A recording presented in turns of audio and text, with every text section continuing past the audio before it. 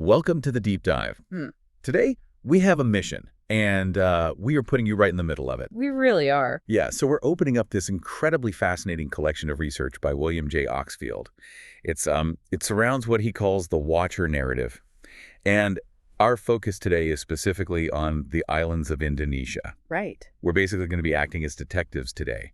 We're looking into a mythological claim that is so specific and honestly so strange that it completely breaks the way modern academics usually explain human memory and ancient history. It shatters it, honestly. It does. And if you are someone who is fascinated by the origins of humanity and, you really want to know what our ancestors were trying to tell us before all the records faded away, this is going to be a massive aha moment for you. The stakes of what Oxfield is presenting here, they really cannot be overstated, because when modern scholars look at ancient cultures across the globe and see that they all share similar myths, they usually dismiss it by pointing to the psychologist Carl Jung. Right, the whole collective unconscious thing. Exactly. Jung proposed this theory of the collective unconscious. And the basic idea there is that all human brains are wired with the exact same psychological architecture. We all have the same, pre-installed software. Yeah, so we naturally invent the same generic stories to cope with the world. Like we all fear the dark, so we invent monsters. Right, or we all rely on rain for our crops, so we invent sky gods. So if multiple ancient cultures that are completely cut off from one another all talk about, say, a great flood, the standard academic response is basically, well, early humans all settled near rivers and, rivers flood, and floods are terrifying. Yeah, they frame it as just a shared psychological trauma, not an actual historical memory of a global event. Which makes sense on a surface level. It does. That is the standard view, yes. Yeah. But the specific Indonesian evidence we are unpacking today, it shatters that assumption. It forces us to confront the possibility that these highly isolated cultures aren't just projecting internal psychological fears. They might actually be remembering a shared physical, historical event. I want to get straight into the evidence because it's honestly incredible. But before we can understand what this mythological claim actually is, we have to understand exactly where it's coming from. Context is everything here. Right. So our primary focus today is on the Toraja people. They live in the mountainous highland interior of the island of Sulawesi, in a region called Tanah Toraja. And their defining characteristic for this whole investigation is their extreme, almost unfathomable geographic isolation. They were completely walled off. Literally walled off from the rest of the planet by impassable mountains. And that geographic isolation is the bedrock of this entire mystery. The Toraja were completely untouched by external political authority or, any major global religions until Dutch colonial forces finally arrived in the year 1906. Which is wild. We are talking about the 20th century. Right. Up until that exact moment, they developed and maintained their entire cosmological framework without any access to the ancient Near East, without Mesopotamian tablets, without Hebrew scribes, and completely without the global internet of ancient trade routes. And because the Dutch arrived exactly when they did, modern ethnographers were able to systematically record the indigenous Toraja religion. It's called Aluk Todolo, or the Way of the Ancestors. And they recorded it immediately after that first contact. Exactly. So they captured this pristine time capsule. It was a completely untainted oral tradition before global influences could, come in and rewrite it. But okay, let's unpack this, because I want to step in and play the skeptic for a second. Please do. If you are listening to this right now, your BS detector might be going off, because I'm struggling with the leap we're making here. Imagine a community existing in a sealed room for millennia, completely cut off from the world. Right. If a culture is totally isolated in that sealed room, wouldn't they just invent generic gods to explain the weather or the harvest? But wait, how do we know their origin story isn't just a generic sky god myth that every isolated culture eventually invents to explain the rain or the sun? That skepticism is crucial because generic isolation usually does produce generic myths. If the Toraja simply believed that, a spirit lived in the clouds and commanded the rain, Jung's collective unconscious would explain it perfectly. We wouldn't even be talking about them today. We wouldn't, but the Toraja didn't produce a generic myth. They preserved an incredibly specific narrative that shifts from broad theology to a highly technical, granular blueprint for civilization. Let's look at the center of their cosmology.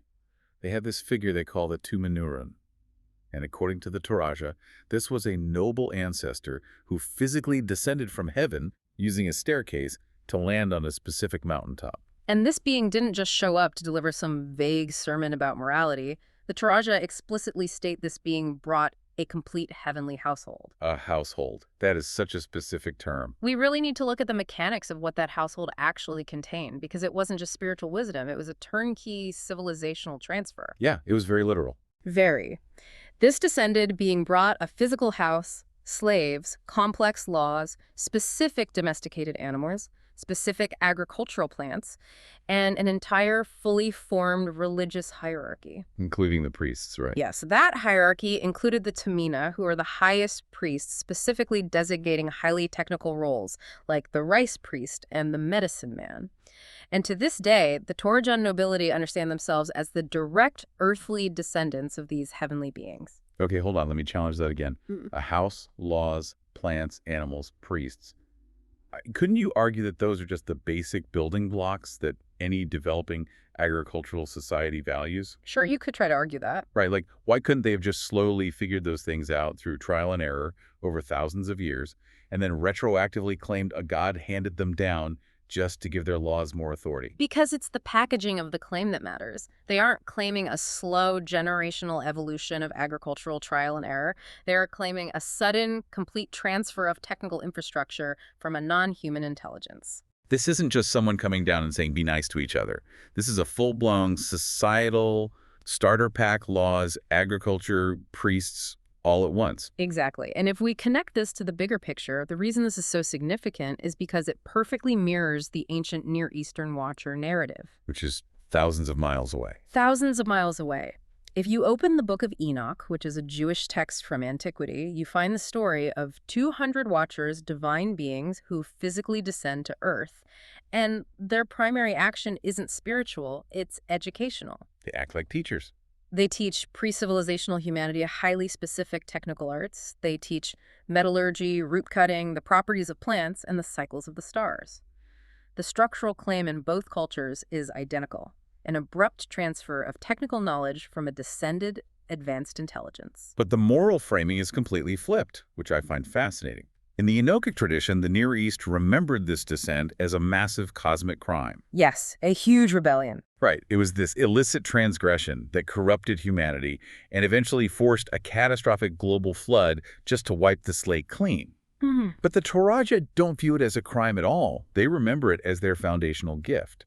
It's a purely positive origin story. It's the exact same underlying historical account, but it's told in entirely different moral registers. But the Torajan tradition adds another layer that bridges these two isolated worlds even further. Okay, what is that?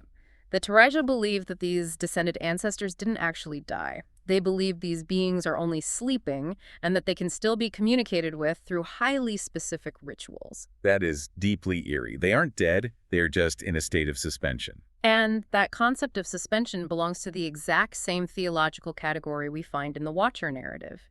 In the ancient texts from the Near East, the transgressing Watchers aren't killed. They are bound and imprisoned deep beneath the earth in a subterranean holding space called Tartarus. So they are suspended too? Yes, they have withdrawn from an active presence on Earth, but they are still technically there, just waiting. Wow.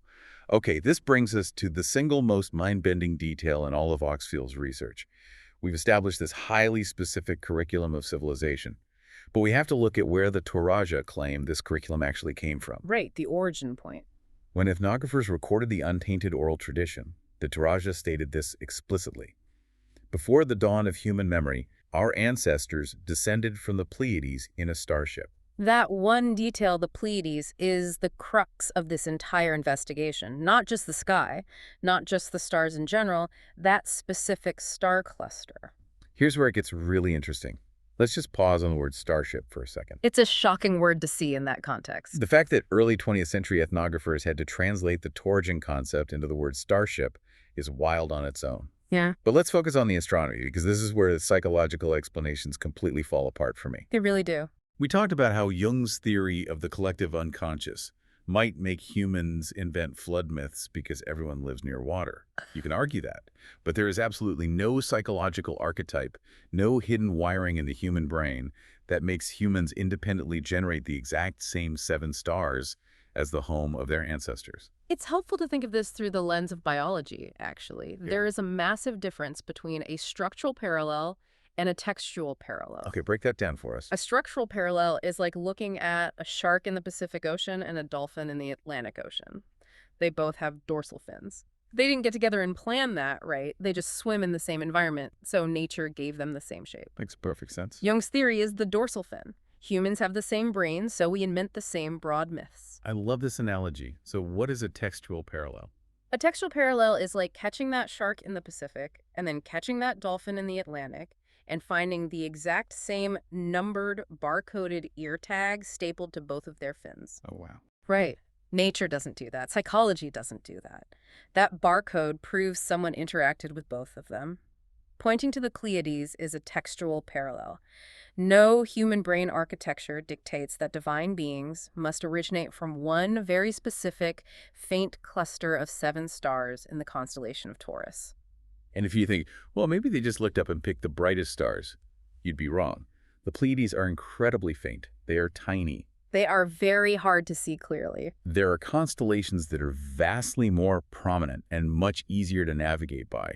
Yet this creates an astonishing 3-point cross-cultural parallel. It does. You have the Toraja in the isolated highlands of Sulawesi, pointing to the Pleiades. Then you look at Aboriginal Australians who have 50,000 years of profound geographic isolation, and their ancient Dreamtime traditions explicitly connect the Pleiades, the Seven Sisters, to their creation beings. And then you have the Enochic tradition in the ancient Near East, which clearly associates the Watcher's heavenly origin with the Star Council. 3 independent traditions, 1 faint star cluster, and absolutely no ancient contact route between them. Now, to be entirely rigorous with our sources, we do have to introduce an anthropological caveat here regarding the Toraja. Right, let's be fair to the academic consensus. While the Aboriginal Australians possess a pristine 50,000 years of isolation, anthropologists actually believe the Toraja are descended from ancient voyagers who sailed from southern China around the year 3000 BC. Okay, let me make sure I understand the implication of that.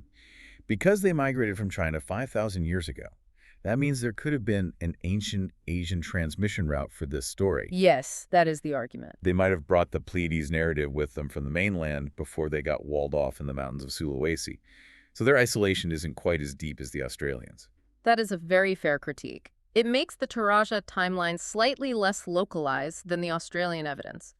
But what's fascinating here is, if you think about it, even with that 3000 BC Chinese origin caveat, the specificity of the Pleiades remains a monumental hurdle for historians. Because it still matches. Exactly.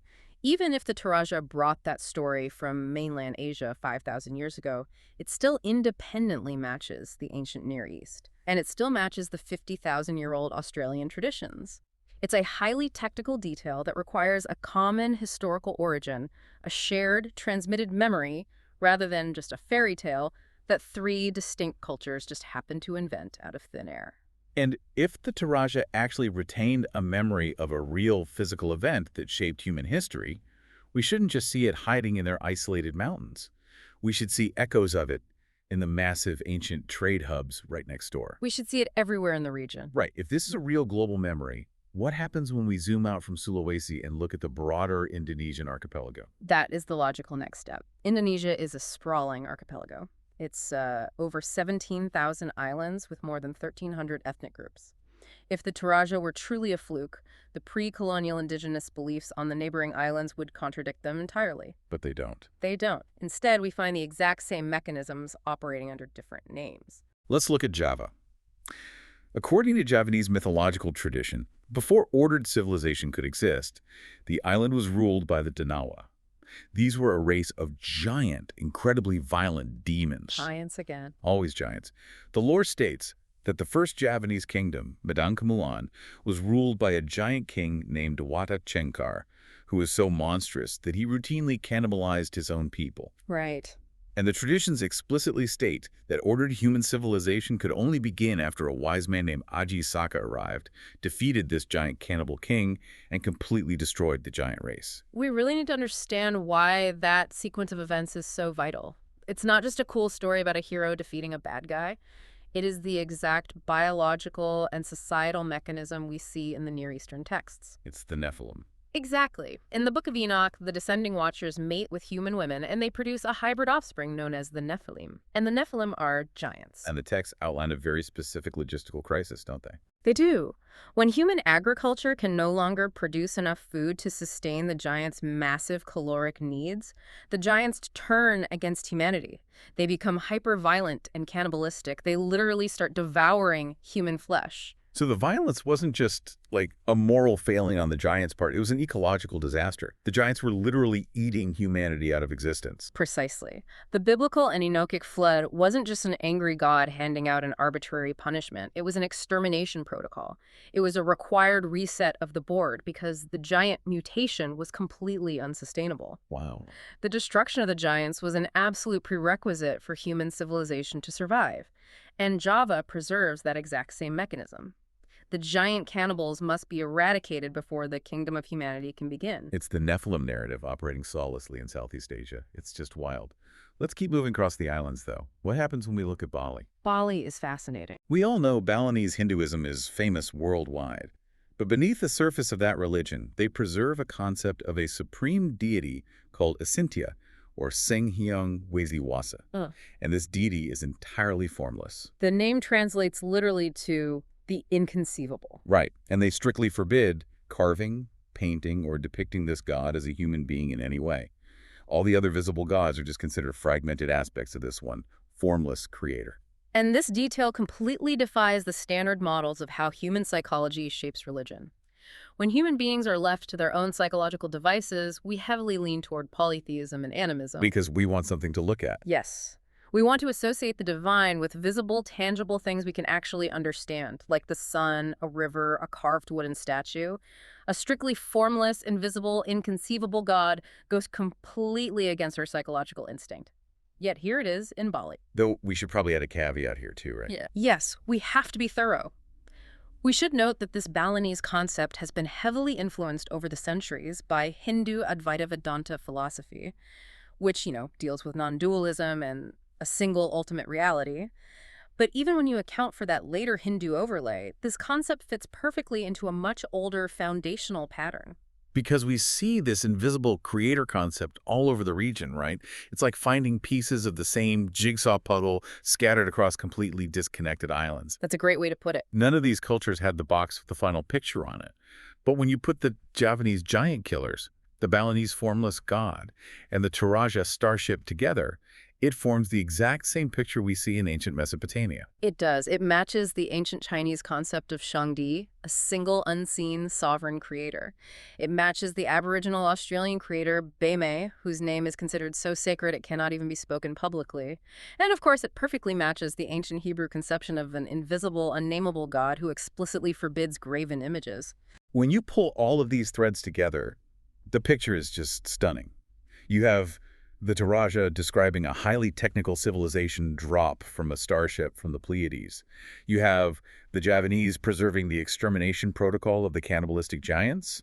You have the Balinese maintaining the concept of an inconceivable, formless creator. These aren't just random stories. They are the exact same framework we see thousands of miles away in the ancient Near East.